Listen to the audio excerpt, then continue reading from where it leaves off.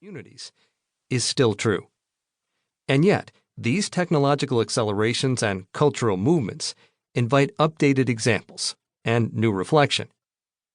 In the category of technology that has become commonplace, perhaps the most life-altering has been the way phones have come to saturate our lives.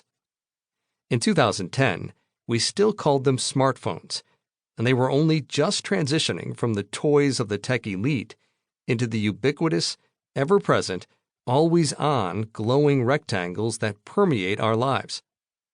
Our phones make incredible things possible, both good and bad, but they are significant not just because of what we can do with them, but because of how we have rearranged our lives around them.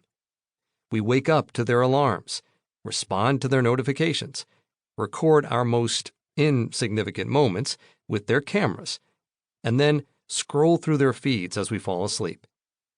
Phones not only have reshaped our individual habits, but they have also made larger societal shifts possible, such as enabling developing countries to skip wired phone and internet connections altogether, empowering remix culture, where individuals collect and arrange values and beliefs to their tastes, and empowering companies like Uber to transform the transportation industry, and Spotify to disrupt the music industry. The ubiquity of phones, in turn, accelerated the use of social media, which was just emerging from college culture, Facebook, and Silicon Valley, Twitter in the early 2010s. New platforms have come and gone. Remember Google+? And different demographic groups gravitate toward some platforms more than others. But social media is now a part of everything from schools and churches to politics and medicine. As with phones, the list of good and bad uses of social media is endless, but underlying that are profound changes to society, including political elections that centered on the use and abuse of social media, the rise of misinformation campaigns that accelerated an erosion of trust in traditional societal structures, and heightened tensions around important issues of justice and human rights. The pandemic and lockdowns of 2020 and later only accelerated these technological changes, and people around the world embraced and adapted to digital technology literally overnight.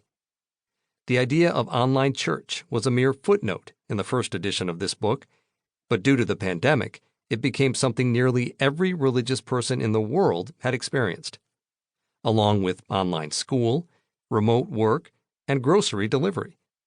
It is difficult to imagine how things would have played out if the pandemic had taken place 20 years earlier, when the internet was still young, and tools like live streaming and video conferencing were not yet widely available. Today, it is difficult to imagine life, relationships, and business without them. As we have experienced the accelerations of mainstream technology becoming commonplace, we have also become more aware of the technology that was just coming on the market in 2010. For example, Bitcoin was invented in 2009, but it took years for it and its crypto competitors to make their way into mainstream financial discussions. Virtual reality, VR, too, has been around for decades, but has recently gone from being an expensive experimental technology to something that costs less than a phone to try, and is now the focus of many companies, like Facebook's parent company, Meta. Talk of robots and artificial intelligence, AI, has also entered the mainstream, where AI can be loosely defined as anything we used to think only humans could do. This includes deepfake videos, self-driving cars, and medical diagnoses, and will expand to more in the years to come. As we talk to our smart speakers, ideas about the singularity, transhumanism, bioethics, and designer babies have also emerged from science fiction into podcast discussion points and everyday conversations. Each of these events and trends are worthy of deep engagement and thoughtful discussion, though I can't fully address them all in an update to this book. But I have attempted to bring the examples and references throughout this edition into conversation with these events, while continuing to argue both that technology is still a good part of our image-bearing creativity, and that, more than ever, we need godly wisdom